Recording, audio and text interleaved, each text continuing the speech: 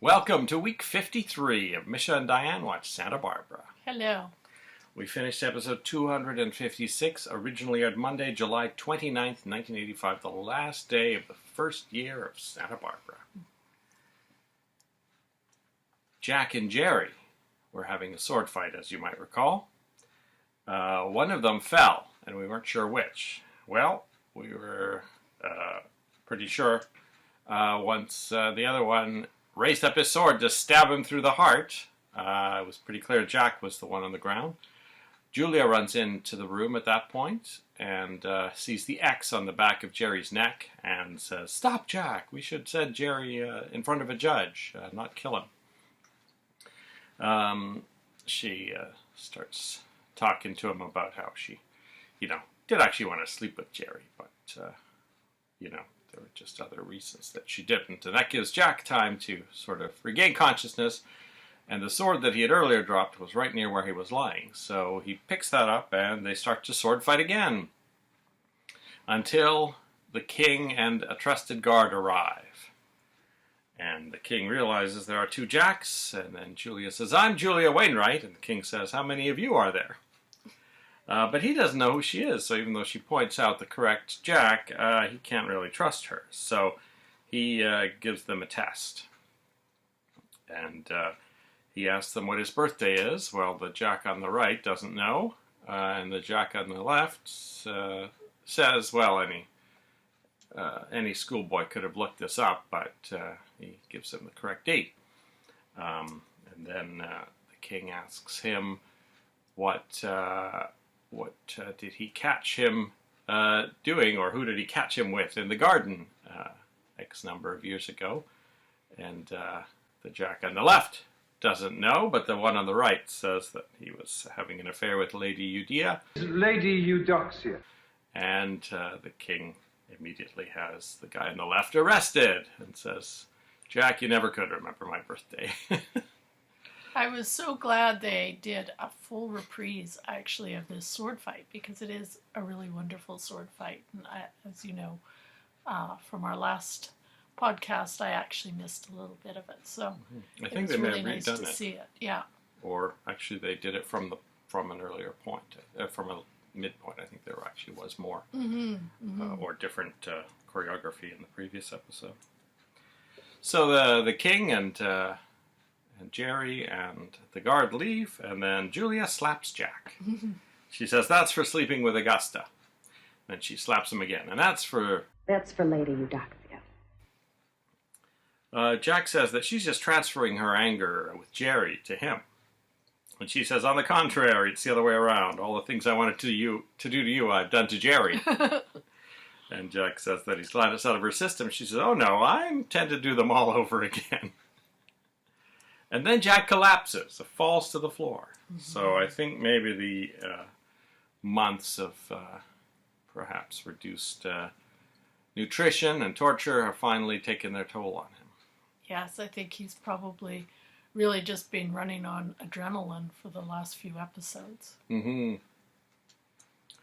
At the police station, Cruz and Santana walk in, and Cruz asks Santana if Cece knows that she has been awarded the contract to redecorate the Capwell Hotel. And she says, well, perhaps Eden told him, but for all she knows, he doesn't know.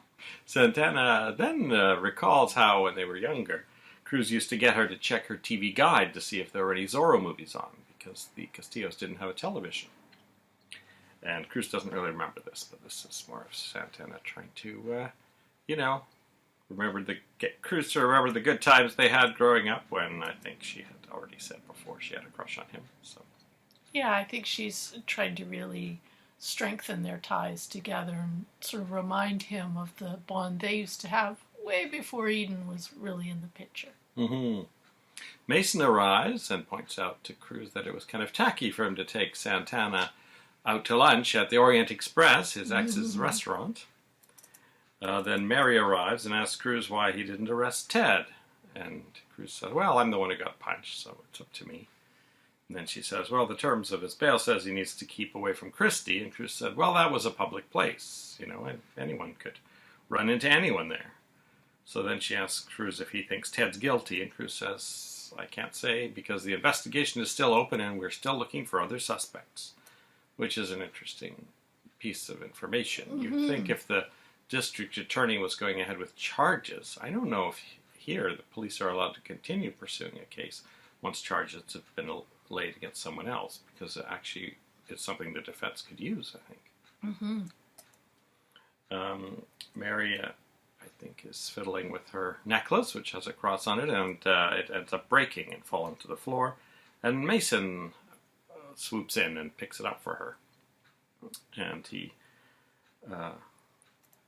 Mary says that he asks her if she needs a ride anywhere, and Mary says, no, I'm going to go pick up Christy from Jade's house.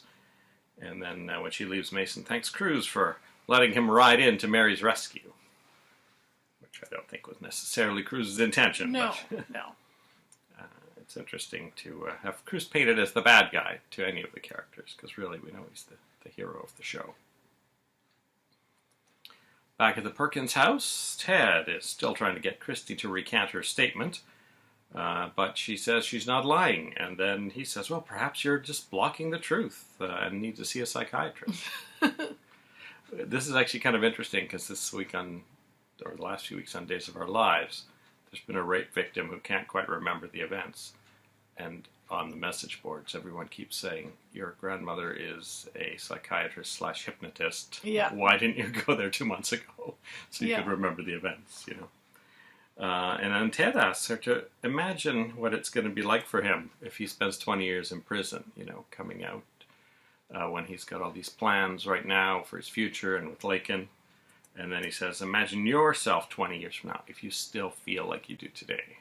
So, but that's not really enough, obviously, because part of Christy is trying to protect Ted from Steve.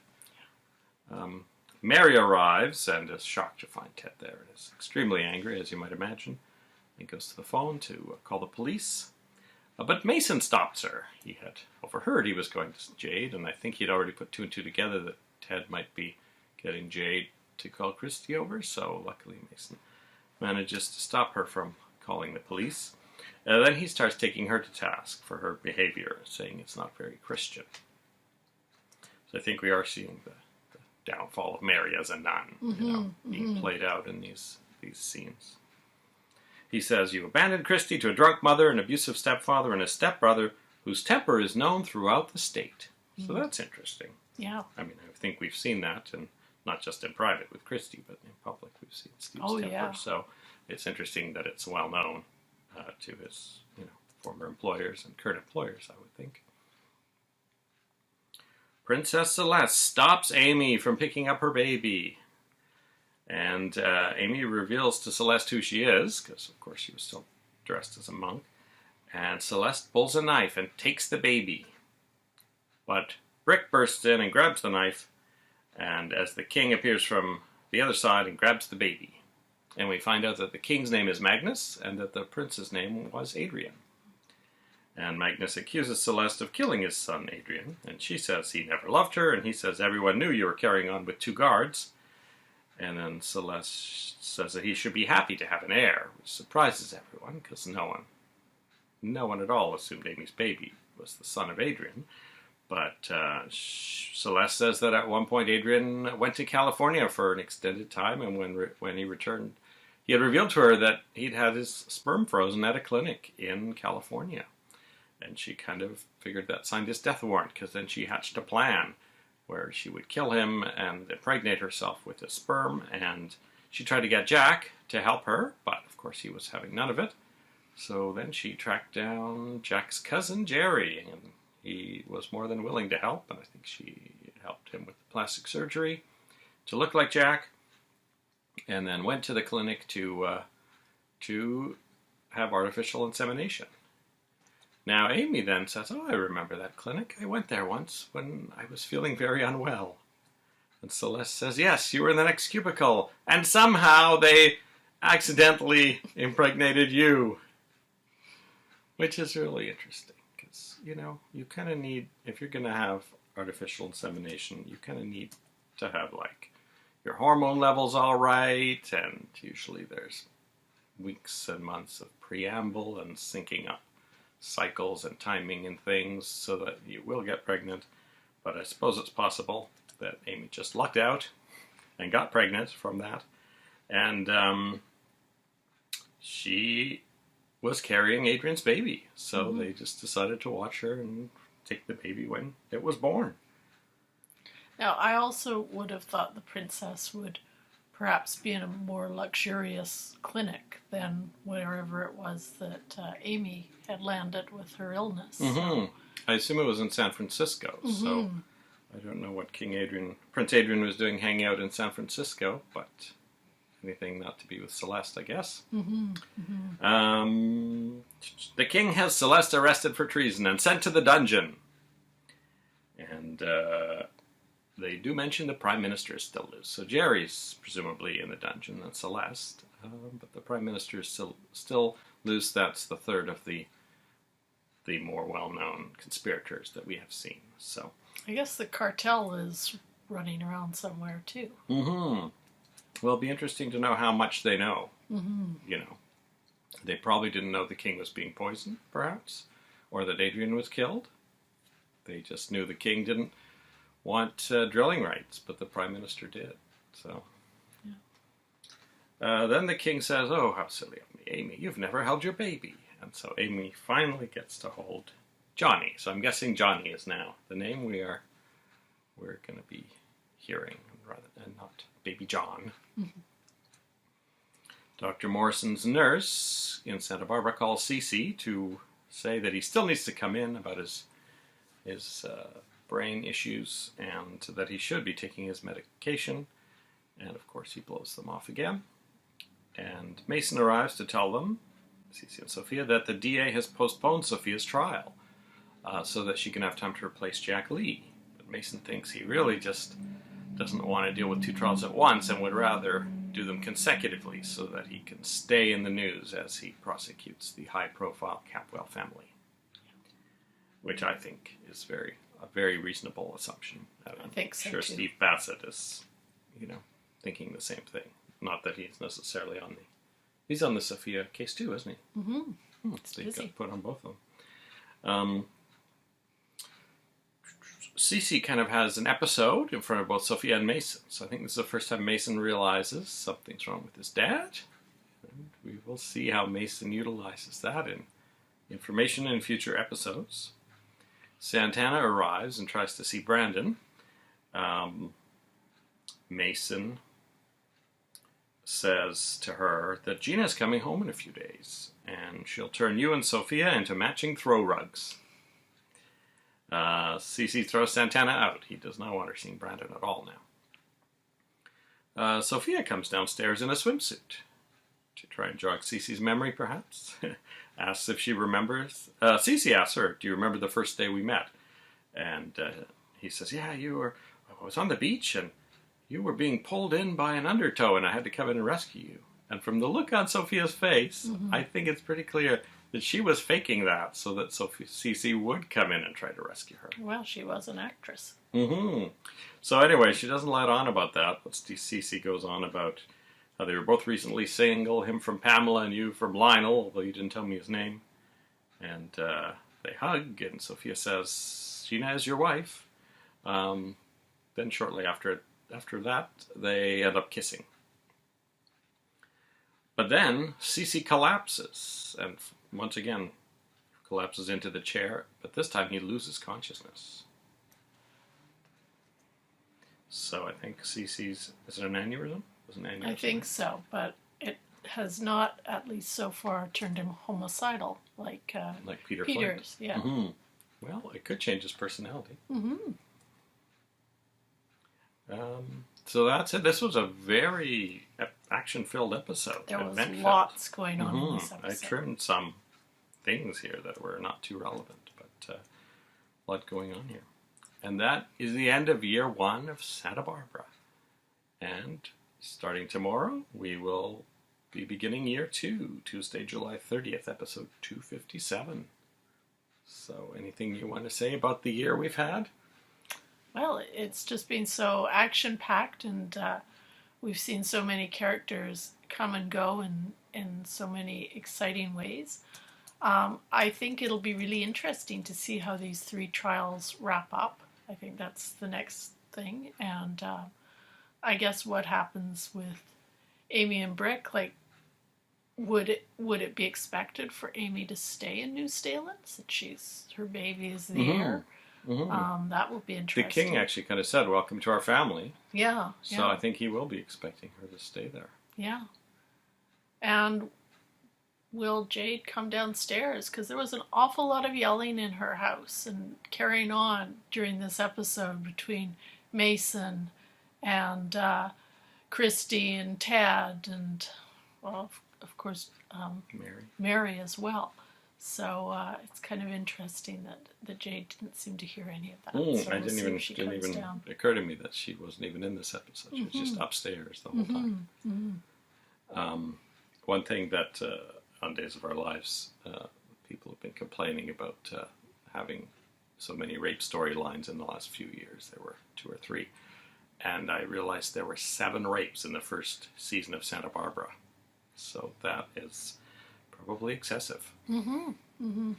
Oh, and then we had some cast credits. We had some in episode 254, and now we've had them in 256. So in only 2 days, some things have changed quite rapidly. I think all the contracts have expired, and they have released the people that they do not think need to be on contract. Melissa Brennan as Jade Perkins is no longer in the main cast credits. She appeared at the end in the extra, credits as Jade. She appeared before Princess, Nurse, and King, but so she was at the top. But she definitely was after Theta Bassett. So it seems like Jade will probably be appearing sporadically based on that, just as needed. Now, I would assume the action would start shifting from the Perkins house then, since nearly all the Perkins, except Amy, are off the credits. Unless someone comes and takes over their house, as they did with Sally's apartment. Now, as you are probably wondering, what about Jackie Parks? Well, she too has been removed from the credits. So what we presume is her contract had come to an end, which makes sense, because if they're 3-month contracts, this is the end of the 4th set of 3 months. We're starting a new year. Yeah. So if we ever see Jackie, it would only be as a day player. And I have to say, IMDb does not mention her ever appearing again. So will they even mention her? I think the teen scene has a lot more to worry about than where Miss Parks is this summer. Yeah. Gina, played by Linda Gibney, still appearing in the credits. Now, we are expecting Gina to return imminently, or at least I am. Just by the amount of discussion about her in this episode.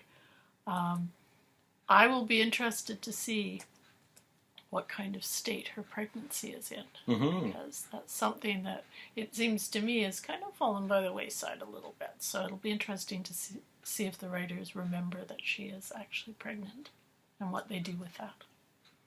Someone else is missing from the credits completely. Suzanne Marshall as Maggie Gillis is no longer on contract. Interesting. So it sounds like presumably their trial will be the 3rd in the bunch. So they may have decided not to keep her on, just to string that storyline along for another however many trials. So they may be bringing her back when they need her. Yeah, and it's possible if they get really caught up in the whole storyline with Christy and her family and the whole CC aneurysm thing and, whatever else comes down the pipe, that we may actually just hear, maybe, if we're lucky, that Maggie's case got settled out of court or something like that. That's possible as well. We had theorized that CC might just decide to sign a check. Or if he becomes incapacitated, maybe Gina will, sign a check in his name just to get one stressful thing away from the family. Yeah.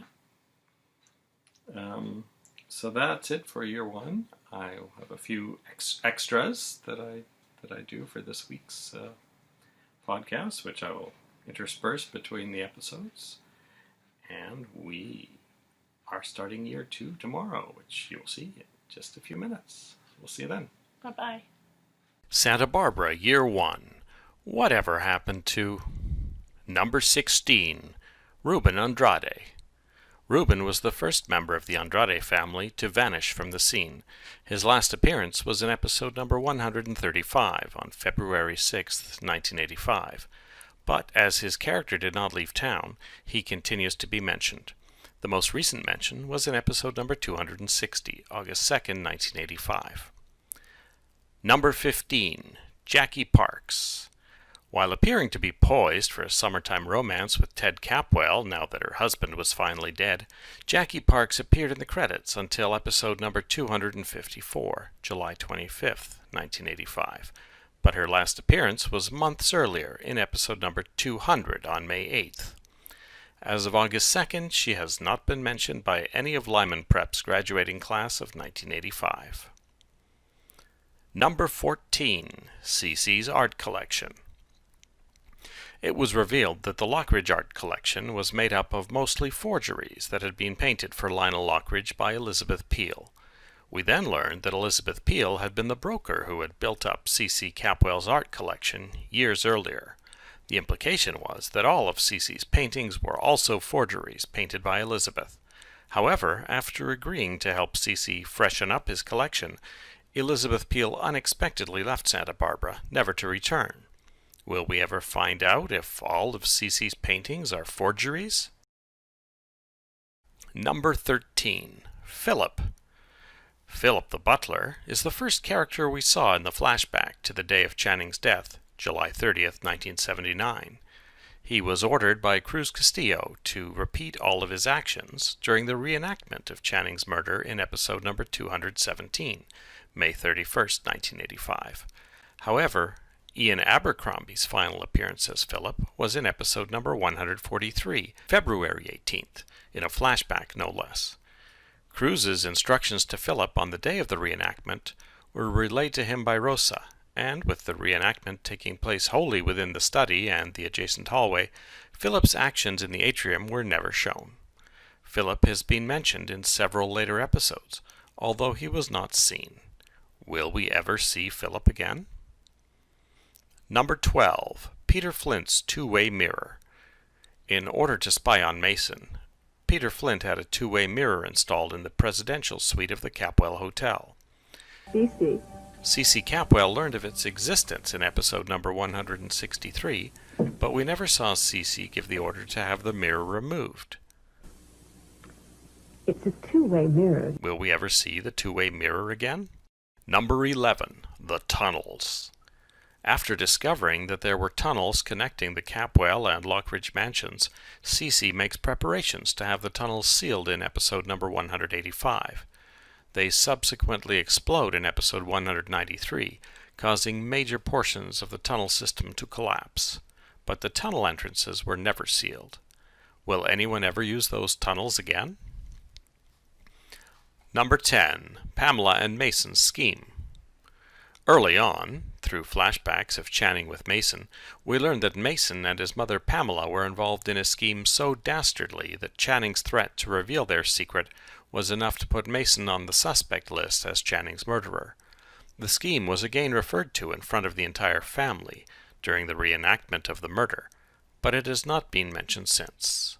Will we ever find out what Pamela and Mason were scheming in 1979?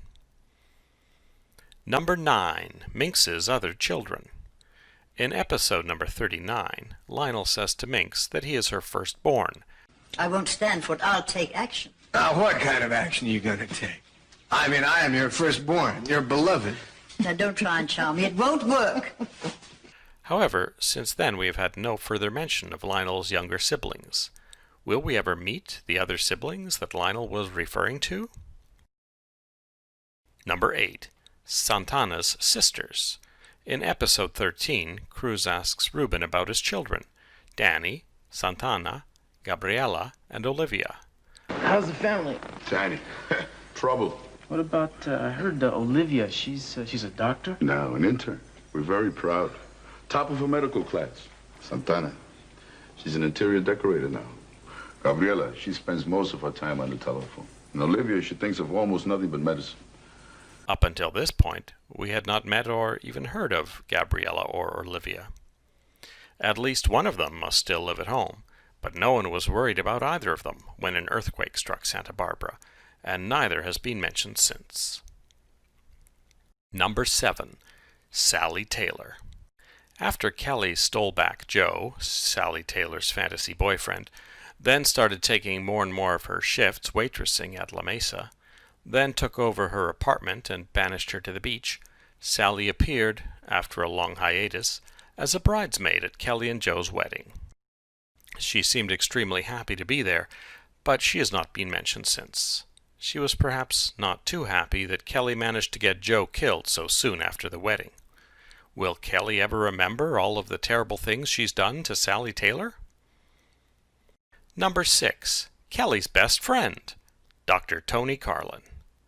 In 10 early episodes of Santa Barbara, we met Kelly's best friend, Tony Carlin. Tony said you need a couple of days of total bed rest. Well, listen. As your best friend, Tony's terrific, but as my doctor, she is a royal pain. I could give you a cooking course for a wedding gift. Huh? But I already bought you a solid gold toaster. What do you think? Come on, Kelly, we're friends. Oh, I thought I could tell you everything, Tony, but this one, I don't know.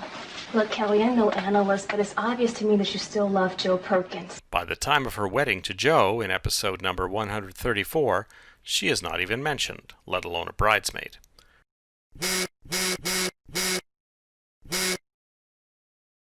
Could Tony have distanced herself from Kelly once it came out that her fiancé Peter was a serial killer?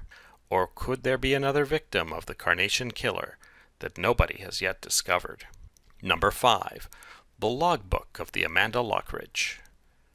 After retrieving the logbook from the wreck of the Amanda Lockridge, Lionel and Elizabeth found some damning evidence against one of C.C. Capwell's ancestors, Nathaniel Capwell.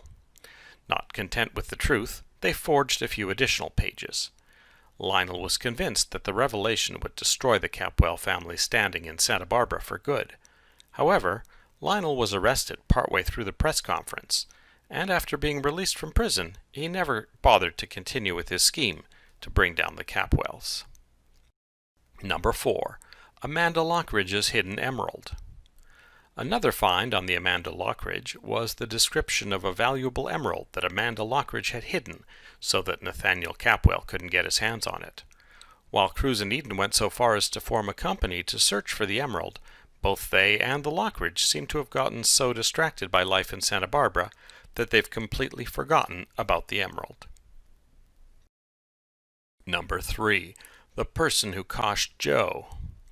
In episode 29, airing September 6, 1984, Joe was meeting with Dominic when Dominic's never-before-seen accomplice bashed Joe on the back of the head with a wrench.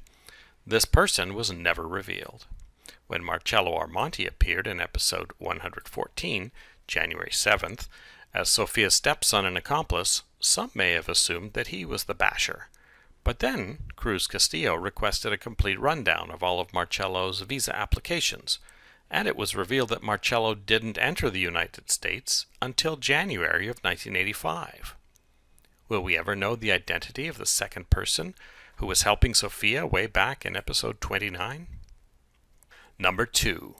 The Russian Spies. While Joe was presumed dead and his funeral was being arranged, he had secretly been rescued by a Russian vessel that was carrying a pair of Russian spies. In episode 57, the Russian henchman wanted to kill Joe, but the leader wanted to recruit him. He can help us. We can help you, protect you. You can help us. We can work together against the very government that is persecuting you. We can help you. We can protect you. And in return, you will help us. What do you think, huh? Do we have a deal? I'm going to have to think about it. It's a major decision. We'll be back.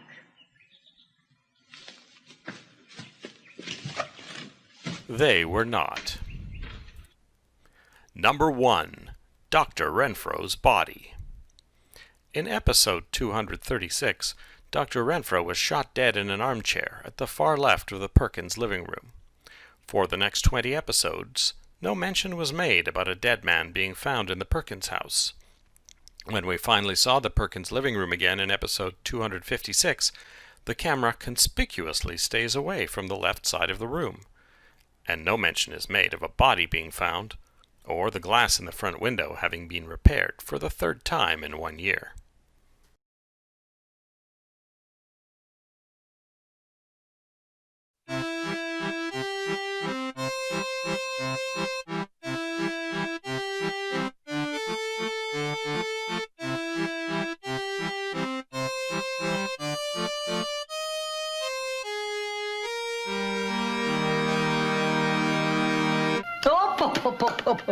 To think that I would kiss a cat, Will. Happy birthday, Santa Barbara! It is the start of the second year of Santa Barbara. Episode 257, originally aired Tuesday, July 30th, 1985. And it starts out with an acknowledgement of that anniversary. Kelly is drawing Joe in Nick's apartment, and she says it's an anniversary. It's been 6 years since Channing was shot, and 1 year since Joe got out of prison. Nick gets 2 more job offers. I thought he was already, going to have a permanent job, but he's actually gotten 2 more. And Kelly has started a new drawing when he returns, and she has actually drawn the ghost town. So she's starting to remember. Mm-hmm. And also, there is a man in the foreground who's unidentifiable. So Kelly says she doesn't know who it is, but he needs to be there, or he belongs there. So I think she will realize it's Nick at some point.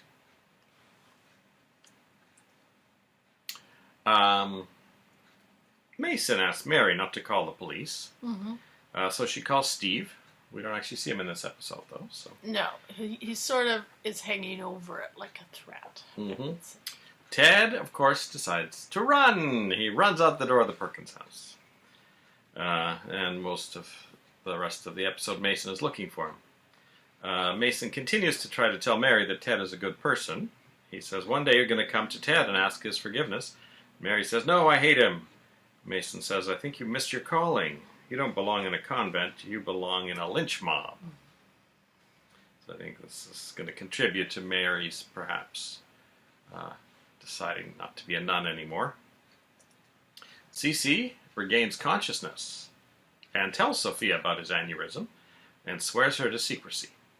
He says, maybe it's right that I die now, the day that Channing died. Every year since he died, this is the hardest day. So another acknowledgement of the anniversary. Cece says that he's in the middle of taking over the Walton hotel chain. And if he can just live long enough to push the deal through, he'll have something good to leave to his children and Brandon.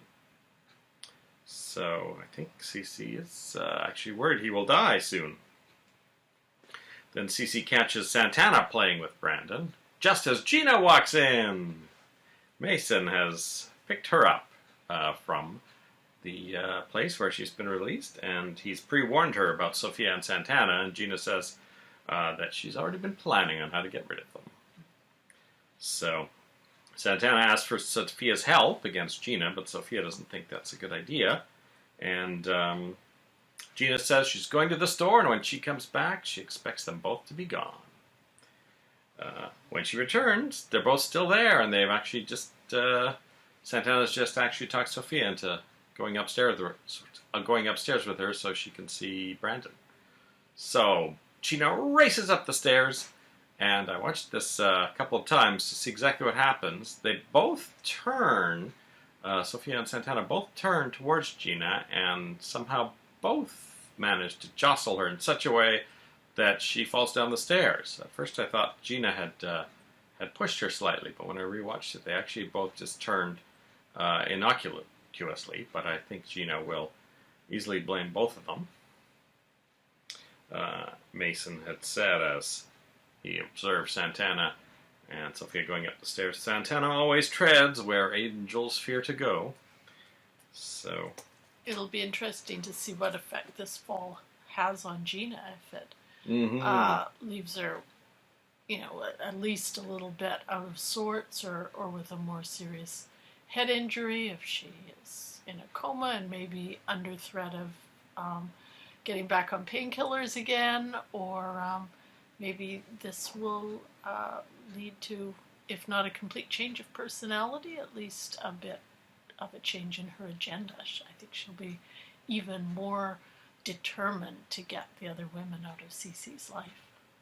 I think it was a bit ominous that the episode started with her doctor telling her that the baby was perfectly fine and the pregnancy was going along smoothly. So I fear there will be some distress to the baby from this fall.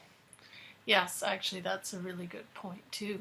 I had actually forgotten that, although I was so happy in this episode that they were discussing the baby again, so that was not dropped. But And of course, Gina is played by Linda Gibney. yeah. So your theory about a recast has not quite held out. No. Over on the other side of the world, Amy finally holds her baby, and the king says he wants her to move to New Staland. Now, this episode had about six different scenes. Usually there's about 3 different stories that alternate, but they had about six this time. Augusta and Lakin argue about Ted. Minx takes Ted's side. Brick calls to tell Minx that Jack Stanfield Lee was a phony, which shocks Augusta. And then Augusta wonders why she's so excited about her chauffeur's girlfriend's baby. Ted sneaks in Lakin's window and hides on Augusta and Minx's return. Minx spots his feet sticking out from behind the folding wall there, and gives a little warning, coded warning, and Augusta turns around and Ted has already hidden. So Augusta had been planning to search the room for Ted. And I guess this, in a way, is a little callback to the early episodes of the show as well. Because remember, Ted used to socialize with Lakin by crawling into the window of her bedroom. Mm-hmm. So Minx has a really nice thing to say to Ted and Lakin, and then Ted subsequently gives her a kiss, and she goes, "Pop, pop, pop, pop. To think I would kiss a Capwell." And she leaves them alone, and Ted tells Lakin he wants to spend his last hours of freedom with her, because I think he is thinking he's probably going to be arrested for the umpteenth attempt to contact Christie, and this time keeping her trapped in the Perkins house for some amount of time. I suspect that is not going to go well. I feel like we have had a new theme song since yesterday. Now, I had you listen to it, and you also seemed to think something was different. I think maybe there's more bass, or the bass has changed a little bit, and at the end there was a little... Seemed to bring up the drums a little bit more at the end. Yeah.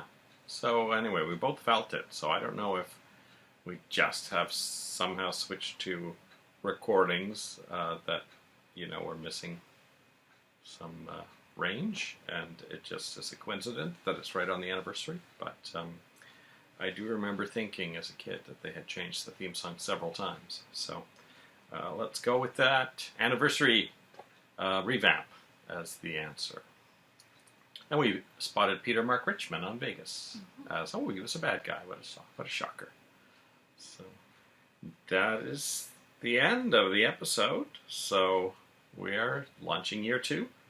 And we'll be back with the Wednesday episode, July 31st, 1985, episode 258. We'll see you then. Bye-bye. Well, Santana always treads where angels fear to go.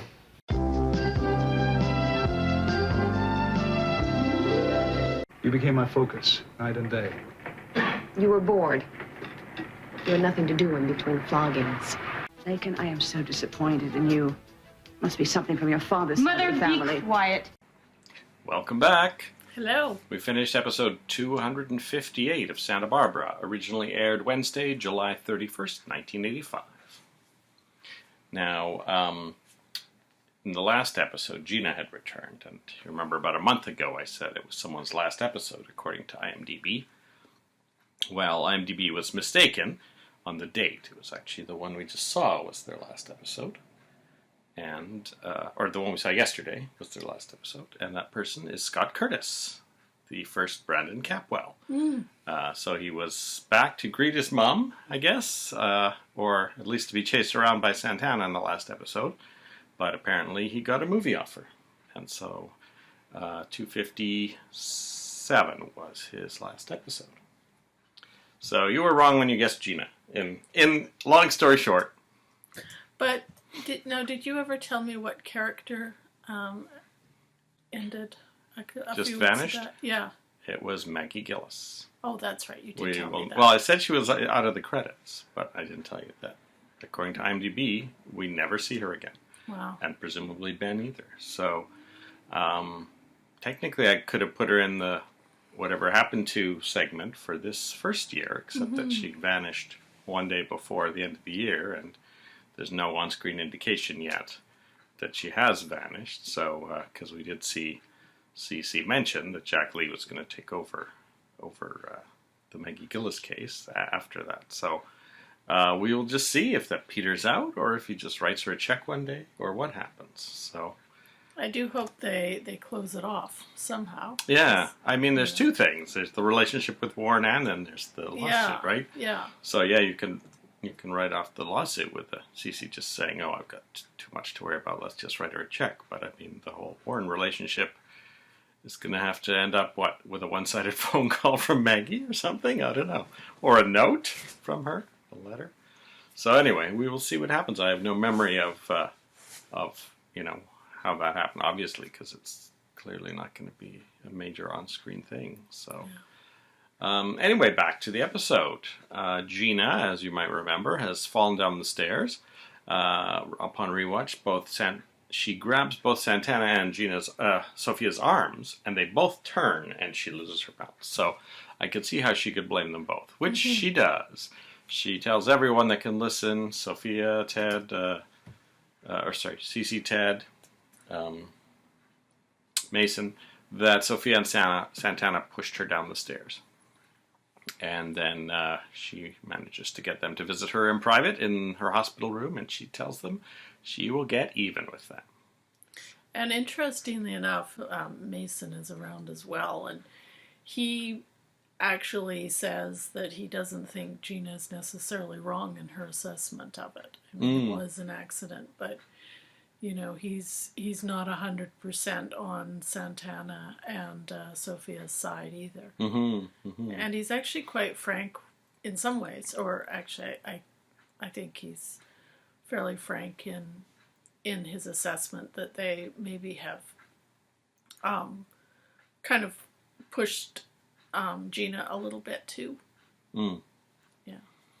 Cece tells Gina not to get angry with Sophia. That, of course, falls on deaf ears. Mason and Mary argue, as you might expect. And Mason does tell Gina to get over her state of perpetual hysteria, which is one of the things I like about Linda Gibney's portrayal of Gina. She's very high-strung. It kind of reminds me of one of the main characters on Generations, who we just saw on a police story or something the other day. I can't remember the character's name or the actress's name right now. Cruz has been ordered to bring in Ted, and he shows up at the Lockridge house, and Lakin convinces him that Ted is not there. But he says, well, in case you see him, please send him this message, that he'd be better off turning himself in than to be hunted down. Lakin goes back to the bed with Ted, and after some amount of time, he gives her an engagement ring. And they both refer to themselves as engaged by the end of the episode, so I guess that was a yes, although I don't remember her actively saying that. I think it was more implied. And I think this episode, and I guess the end of the last one too, is a bit of a landmark because we see Ted and Lakin consummate their relationship finally after a year of teasing. Ted says, in soap opera speak, Ted says to her, "Are you okay?" implying that they have just had sex, and then later says that they waited for so long for this. So Ted tells Lakin that now he's going to turn himself in, And they decide he can just walk out the front door past Augusta, since, now they are not hiding, and Augusta is horrified by the whole thing and says, Lakin, I am so disappointed in you. Must be something on your father's side of the family. Someone tips off Cruz that Ted is on his way in. I assume it's Augusta. Mm-hmm. Or maybe it's someone at the Capwell house, which may be Rosa. But he sends all the police to the beach bar because he doesn't want Ted to get scared off by a cordon of police around the hospital. So Ted shows up at the hospital, takes a quick detour in to visit Gina and tell her that he's on her side, and then goes and turns himself into Cruz. A couple of uniformed officers try to put some cuffs on him, but Cruz talks them out of it. Says, no, I don't think that'll be necessary. So we will probably be seeing Steve Bassett tomorrow, because he will probably not want to just, take it easy on Ted. He'll probably want to throw the book at him. Mm-hmm. And then, as we predicted, Gina loses her baby. And she says, Sophia and Santana killed my baby. Mm-hmm. So I think we are going to see quite a vengeful Gina from this point on. Yeah, I think we are seeing the start of a sort of vendetta dynamic being set up, which is something that could probably be exploited in many ways for over many storylines. I think it will be many years, if ever, before Sophia and Santana can get on Gina's good side. I think this is going to be a long-term dynamic that we're witnessing the birth of here. We see some other, I thought, quite interesting dynamics in this episode. I said before, I think Mason doesn't just stand up for Sophia and Santana. He actually hints that he thinks they have maybe exacerbated the situation with her. Even if they didn't actually push her, they didn't need to both go upstairs, and they didn't race to help her either after she'd fallen down the stairs. She specifically told them to leave. Yeah. Santana said, well, I need to say bye to Brandon. Well, Gina was gone for a long time. Yeah. You could have just said bye to him and left so that you wouldn't be there when Gina got home. And it is Gina's house, actually. Mm-hmm. So I think he does raise some good points. I think Cruz is also pretty blunt with Santana. He doesn't actually say anything because she asks him not to, but he basically lets her know that he thinks she has been pushing things a bit too far in her pursuit of seeing Brandon. Mm-hmm. Mm-hmm. And we also get a kind of interesting dynamic in the hospital when they're all waiting to see what will happen with Gina, and also we see Mary there as well. And there's a really interesting kind of dynamic where we have Mason sitting there watching Mary rather than really paying as much attention to... I think it's Santana who's busy ranting about, Brandon and what's going on. Mm-hmm. Yeah, it was a really interesting shot there. I'm still not quite sure what the layout of the hospital is. Yeah. Always a bit confused where the rooms are and where the elevators are. And payphones, and the nurse's station I don't think used to have that. It's now got blinds on one side of it, so maybe they've added that, or maybe they moved bits of the set around for camera blocking differently between episodes. But I must say I felt the hospital what I call waiting area seemed to be laid out slightly differently now than before. But it is an interesting shot down the hallway. There's Santana at the back kind of ranting at Mason. And Mason's sitting down, and he's not paying any attention to Santana. He's watching Mary, who I think is she on the phone to Steve or something like that? She's doing something. I can't remember. Yeah, she's definitely, and she's just thinking towards the end of that scene. That's for right. Sure. Just contemplating everything. And some of Santana's words almost seem to parallel some things in her head a little bit, I think. Yeah, I don't remember if it was this episode or the last one, but Sophia actually says, oh, maybe I should move back to the guest house. And Cece says, no, stay in the main house. So although he is doing everything to get rid of Santana, he certainly has said to Sophia that he loves her and that wants them to be together, but with no real solution as to what they're going to do about Gina. So maybe if Cece collapses from his aneurysm, there can be an issue there, because Gina presumably has power of attorney over medical things, and I can imagine Cece starting divorce proceedings and going into a coma, and then Gina Gina doing everything she can while she's got signing authority to make sure that he can't divorce her, or that Sophia can't come back or something. So look forward to something of that nature. On the other side of the world, Julia fills Augusta in on Jack Stanfield Lee's double, and Jack comes into her room while she's on the phone with Augusta, and Julia says, this business of walking through doors without knocking, is that something you picked up in the dungeons of New Staland? And Jack says, I'm surprised it took you so long to realize it was my cousin. And Julia says, he was very skillful. There's a lot of amusing dialogue as Jack tries to figure out if Julia slept with Jerry. Jack thanks Julia for all the clues that she left, such as the thing about the scar. And Julia says that Jerry had a fake scar put on. So that's interesting. I don't think we saw that.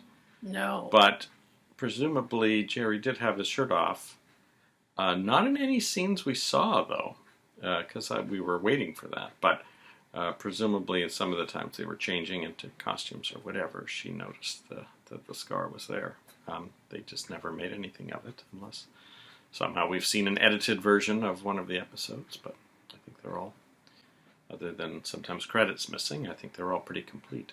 Yes, but that does explain why the scar was not going to be a determining factor for Julie in deciding which was Jack and which was Jerry. And that's one of those few French scenes that we've still encountered from time to time.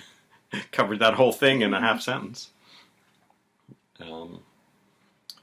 Julie says they replicated every inch of your body, which Jack says down to the last detail. And Julia says there was some dissimilarity. And she says he snored. So Jack says, so you did sleep with him. But Julia still is cagey on that subject. And then, next thing you know, they are boarding this mystery yacht of Jack's that he mentioned was parked on the other side of the island the whole time he was in prison. He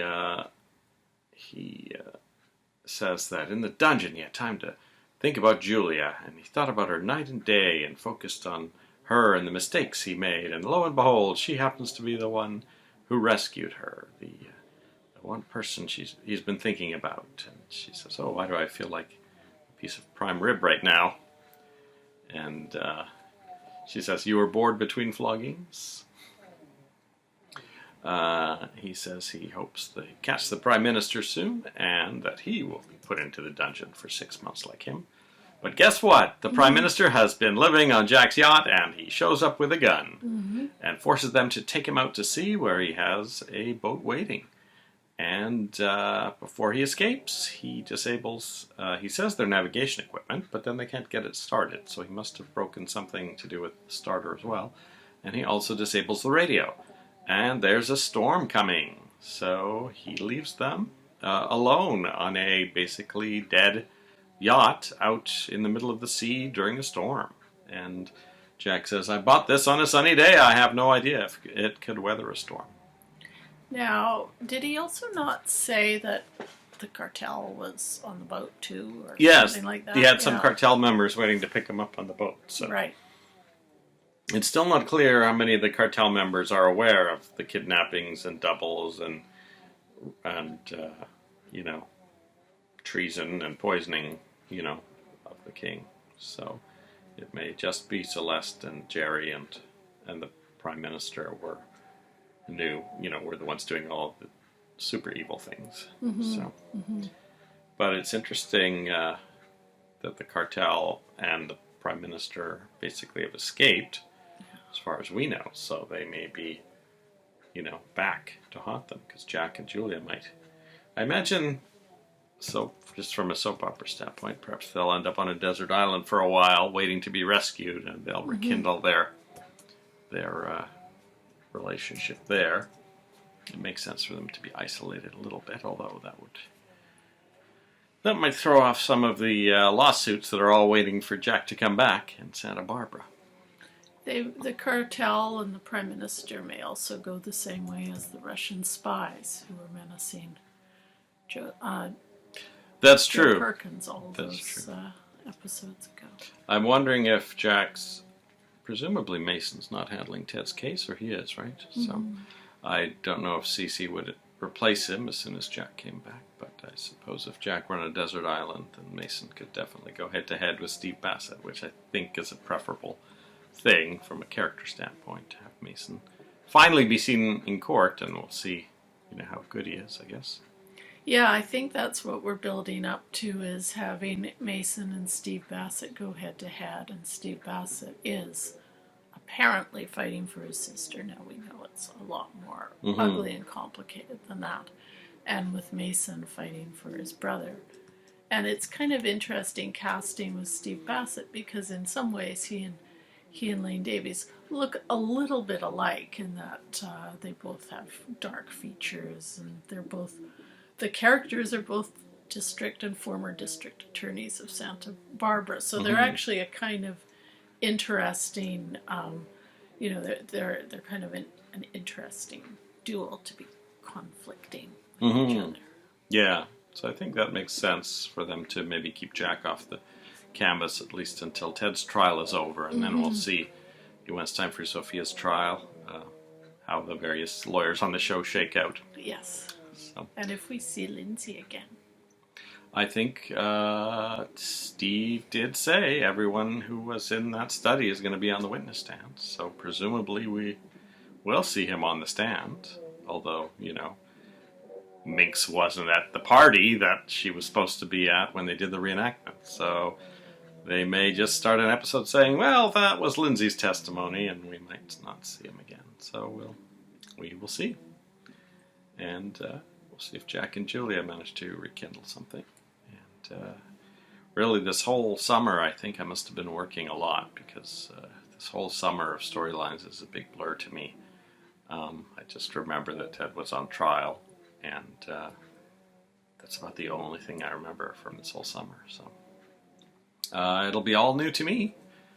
And then come September, I only took 3 classes. Well, I actually started with 4, but I dropped Calculus 3 after 2 weeks, because it was insane. So I was taking only 3 classes, probably Monday, Wednesday, Friday, so I assume starting September I will have seen 2 out of every 5 episodes, and there were probably some days where I came home early, so... but right now I have no memory of what's going to happen over the next month or 2. Kind of fun. Yeah. So we will be back after we watch episode 259 of Santa Barbara. We'll see you in a few seconds. Bye. Bye. No, I'm going to do the next best thing, which is leave you to the exigencies of fate.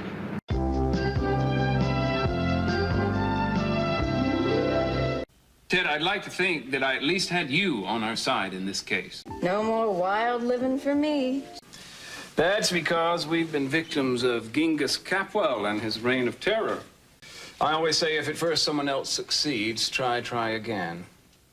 As unaccustomed as I am to generosity, when you're feeling better, if you like, I'll be happy to donate my services as surrogate again. Absolutely free of charge, naturally. Ars gratia artis. No strings at all. Not a one. A few woodwinds, perhaps. Maybe a small brass section just for pizzazz, but certainly no strings. Welcome back. Hello. We finished episode 259 yesterday of Santa Barbara, which originally aired Thursday, August 1st, 1985. I don't know if that was a holiday yet for us, so I don't remember any of the scenes, so I was probably working. Rick and Amy consider moving to New Staland. Rick really does not seem to be into it. No. Amy talks about, the fact that they probably can't afford to send Jade to college after summer ends, and, all the monetary benefits of being the Queen Mother of New Staland. But it looks to me like Rick really is not wanting to do it, although he does say it's up to Amy. She says, oh yeah, we can go to Santa Barbara, get married, come back here, have another wedding. Yeah, Amy's really excited about this, and she sees all sorts of opportunities for her son to have everything she didn't have in life, and opportunities for her mom and Jade as well. Whereas Brick is very ambivalent.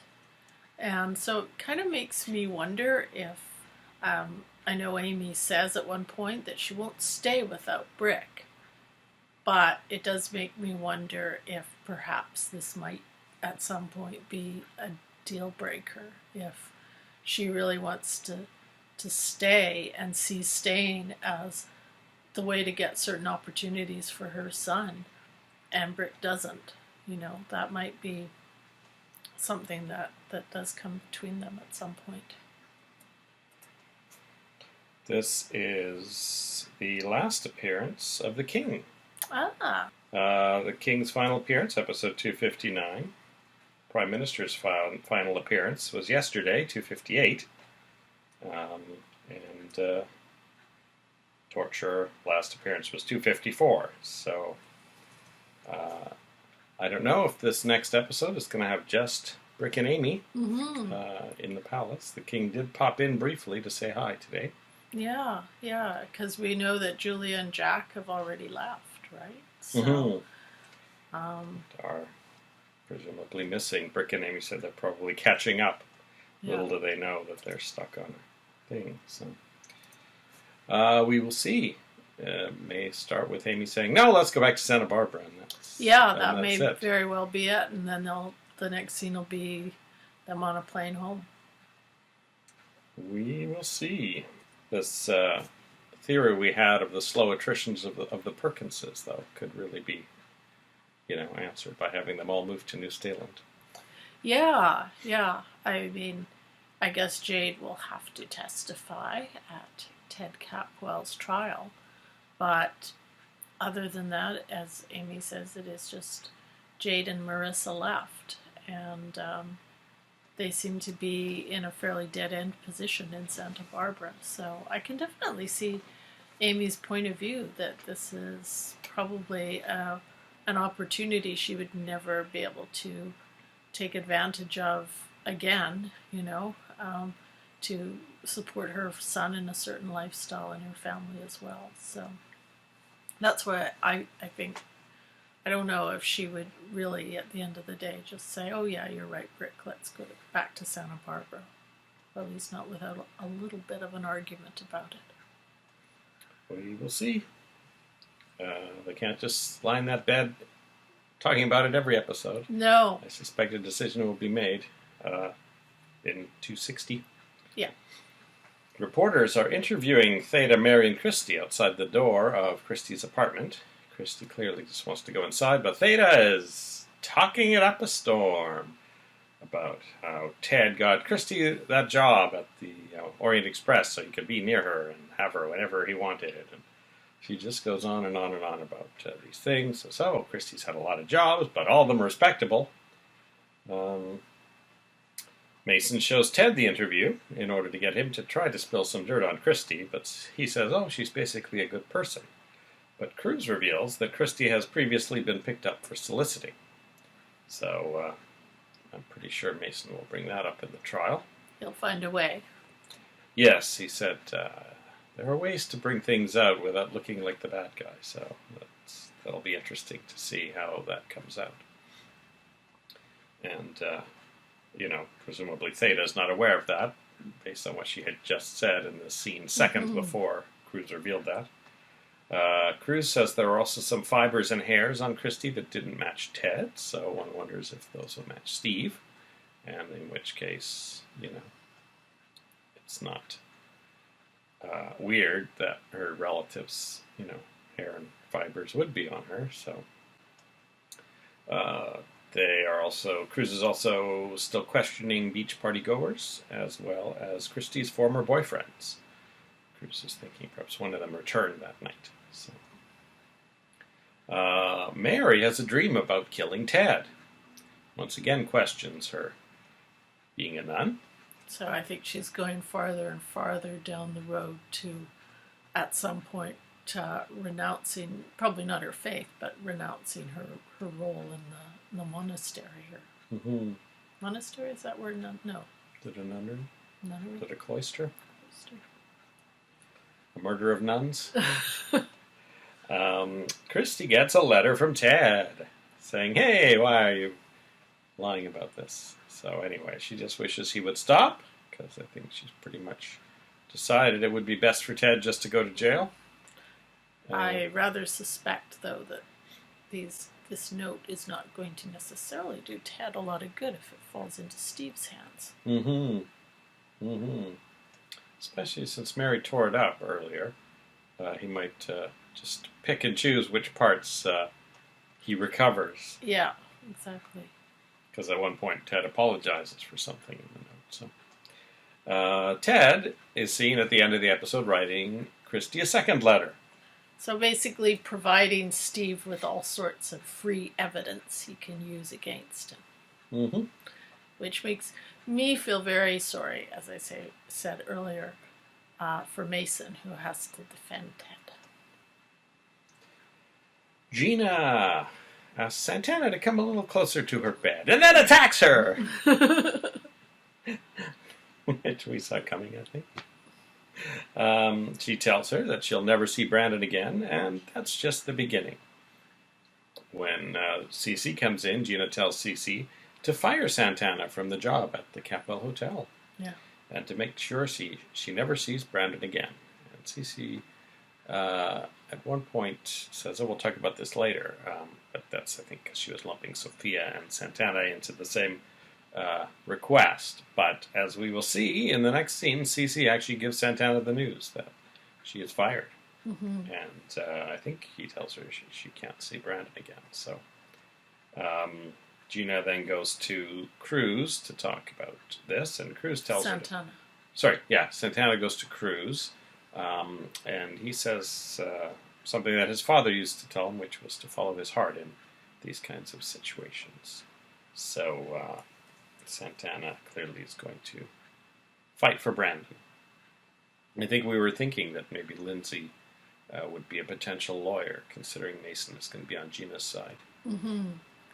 Yeah, and it was kind of interesting for me watching the confrontation between Santana and Cece when he tells her once again that he doesn't want her in the house, and then afterwards her mentioning it, perhaps that was the conversation with Cruz, I can't remember, where she says, I can't believe, Gina made Cece do something he wouldn't want to do, and I thought that was very curious because through this whole thing, Cece has been basically demanding that Santana leave the house.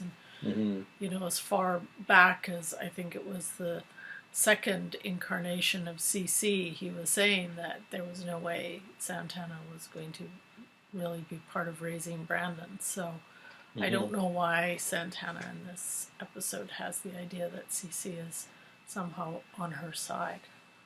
Gina actually uses the threat against Cece and says, well, if you don't do all these things I'm asking you, I'm just going to take Brandon away from here.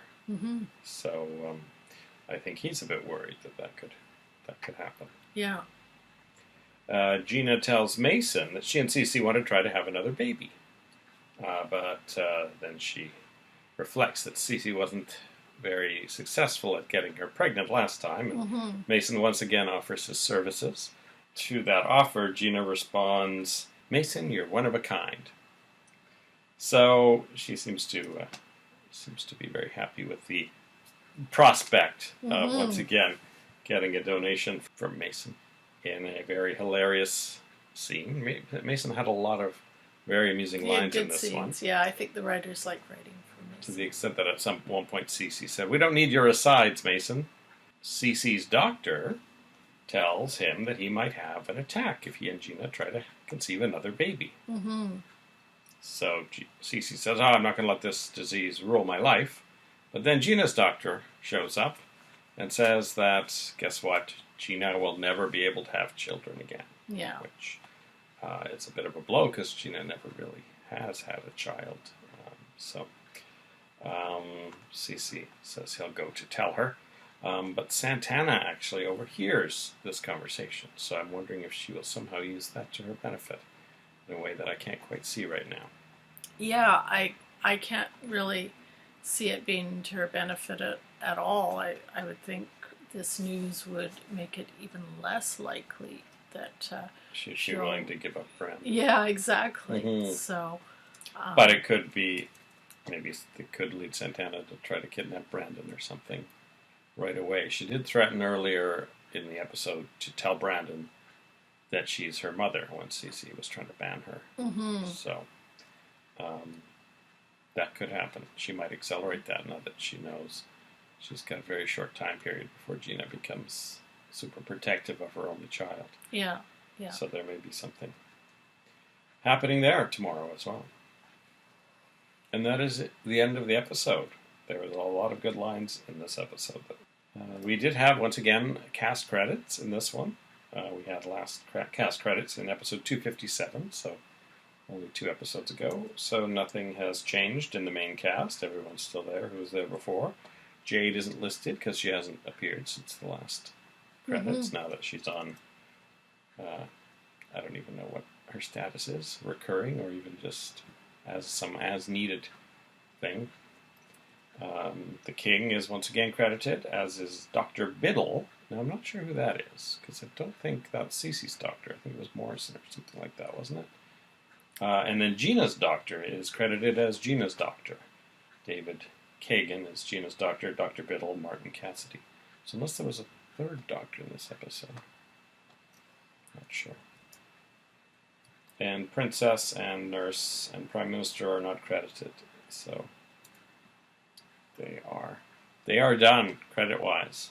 That is it for episode 259. So we will see you after we watch episode 260 of Santa Barbara. See you then. Bye-bye.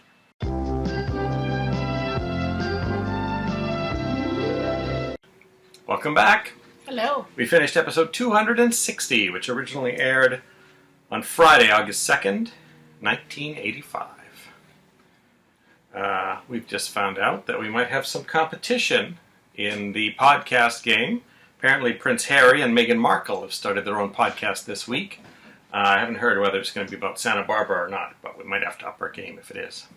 Get better lighting anyway. What? We've got the real sun. What is that? Cloud, I guess? Cloud light? Plus a bunch of artificial ones that all seem to cast shadows rather than removing them. So,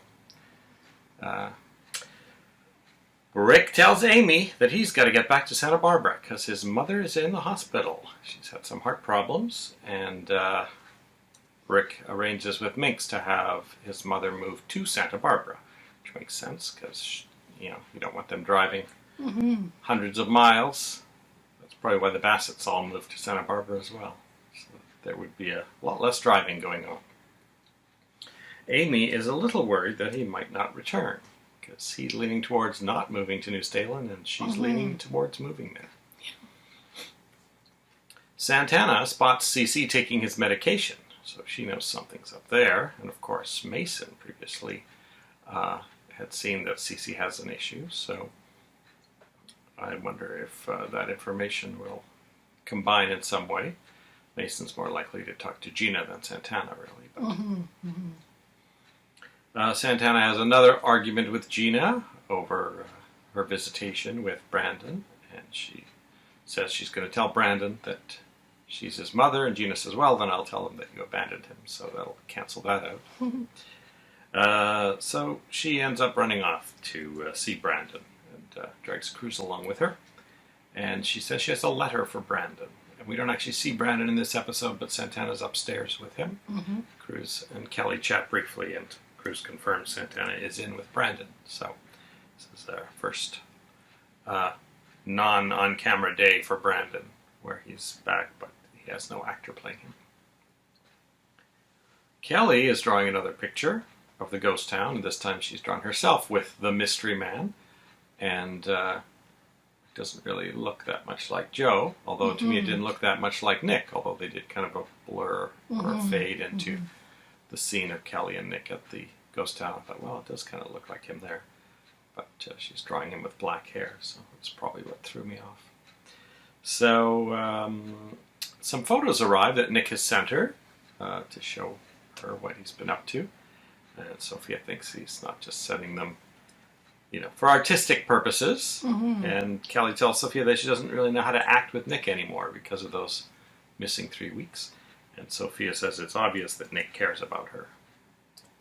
So I don't know if Nick will, or Kelly will fall for Nick without having her memories back. The doctor, after a long day of trying to convince Cece to tell Gina, ends up telling her himself that she can no longer have children. And when Gina talks to Cece about it, she says, well, when will I get the divorce papers? Because she's thinking this is the perfect excuse that Cece will have to dump her. So Gina makes plans to leave the hospital. So I don't know if she's hatching a plan to once again leave with Brandon. And the letter from Santana, I guess it could say that I'm your mother, but if she's left it with Brandon, I don't know why she didn't just tell him when she was there. So it'd be interesting to see what she told Brandon. It'd be interesting without having an actor playing Brandon, how that would move along. A lot of secondhand, I just told Brandon I'm his mother. And, I just talked to Brandon. He's annoyed that you're his mother, It wouldn't really work without an actor. So I don't know what's actually going to happen with that. Yeah, we don't really know what's in the letter, so we don't necessarily know that that's what she's put in it. Mm-hmm. If, for example, she had an idea of taking Brandon, maybe it's a note to meet her somewhere and then take him. So that could be a possibility. Mm-hmm. And then maybe another Santana would come back months later with another Brandon. Mm-hmm. That could be. I don't remember. Theda encounters Sophia at the hospital. Now, Theda has been chatting with a reporter, and he's taking down all the notes as Theda starts off with, hey, aren't you the one who killed her oldest son? And it kind of goes downhill from there. She talks about, Ted driving around in a fancy car, and Sophia's failed him. She blames the Capwells for being rich in the first place. She blames Cece for bringing him up wrong, and Sophia defends Cece, and then Theda says, then why did he marry that blonde chorus girl or whatever she is? So she's taking shots at every member of the Capwell family. I think she's very happy to be getting her 15 minutes of fame with the press. Oh, I think so. I think this is a huge thing for Theda, who perhaps has never really felt appreciated or recognized in her life. And now she's got the full glow of the media on her. I think it's a good utilization of this character. Yeah. Because otherwise, what's a mom going to do? But, talk about being an alcoholic and trying to comfort Christy. But this is actually really a great little tangent storyline for Theda alone to have, just to make things a lot worse in the media. Yeah, it was really interesting to see her and Sophia in a scene together, and the two mothers who have very different styles. Might have been even more interesting if it had been Theda and Dominic, but Theda and Sophia was pretty interesting. Kind of reminds me a little when Sophia met Cruz's mother outside of the houseboat that day. So, yeah, that is an interesting dynamic that we don't see. There's certain combinations of people that are interesting, but that we haven't seen that often. I mean, like some of the times when we've seen like Kelly and Ted have a heart-to-heart, but they've only really been alone like 3 or 4 times in the year the show's been on, but they've always been really good scenes. So. Now, Monsignor Hammond happens to be in the hospital, and so Mary takes the opportunity to see him. Mason lurks outside the door and eavesdrops, and hears a portion of the conversation. Mason overhears her saying, how could she ask for absolution when she knows she's going to do it again? Now, I was thinking this is about, her nasty thoughts towards Ted, but as I was writing up the summary, it occurred to me, is it possible that our previous theory that she might be the thief is what she's talking about, and that she's confessing to the Monsignor about, stealing from the Capwells and giving to the poor? That definitely occurred to me as well. Mm-hmm. Because it seems like she was a little too overwrought with, for it to be just something in her head. But Mason heard something anyway, and it's got him thinking. And he has Roy.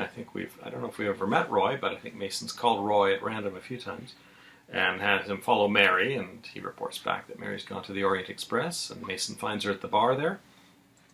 And he joins her there against her will, and amongst their usual banter, he happens to add in that he's planning to call her as a witness. Mm-hmm. So this makes me wonder if Mason knows something, or if he thinks he knows something. He may have put together that Mary left as soon as they'd have married, what was Bassett's name? They gave Mr. Bassett's first name the other day. Can't remember it. But maybe he's going to try and put something together about Christie's home life. Mm-hmm. And he's going to get Mary to testify that things were really... Willard Bassett. Willard Bassett was no joy. Life with Willard Bassett was no joy. That's what Theta said at one point. So yeah, it's interesting to think what kind of a case Mason is going to be putting together. Obviously, he's going to have to try and make it look like Christie's not trustworthy, and obviously his plan is to make it seem like, she's been with a lot of men, and perhaps one of them came back and she's covering for him or something like that. That's what I'm thinking. But maybe he'll have some surprises, But we're just getting little hints right now. It'll be interesting to see how he pivots as well when Steve Bassett produces all these little bits and pieces of Ted's letters to Christie. Mm-hmm. I have a feeling the trial's going to start next week, because I see Jade's in an episode next week, and I imagine we'll be seeing her on the stand at some point. So I think the whole next week might actually be the trial. Just from who I'm seeing is going to be in the next week or two. But it could drag out for more than a week too. So it could be those adjournments. And, then a few days will go by without the trial, then it'll go back to it. But I expect we'll be seeing Lindsay again after quite a long break. And maybe Lindsay and Santana will have an interesting scene. Yeah. So that is it for week 53. Try and top that, Meghan and Harry. Look at this set.